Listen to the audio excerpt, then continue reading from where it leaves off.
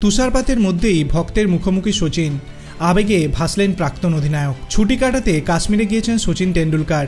স্ত্রী অঞ্জলি এবং কন্যা সারাকে নিয়ে প্রকৃতির সৌন্দর্য উপভোগ করছেন।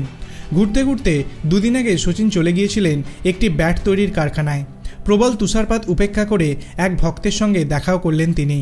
সচিনের কাশ্মীর ভ্রমণের সূচির মধ্যে ছিল পেহেলগাঁও। সেখানে থাকার সময় প্রবল তুষারপাতের মধ্যে পড়েন প্রাক্তন ক্রিকেটার। তার মধ্যেই এক ভক্তের সঙ্গে দেখা হয় সচিনের।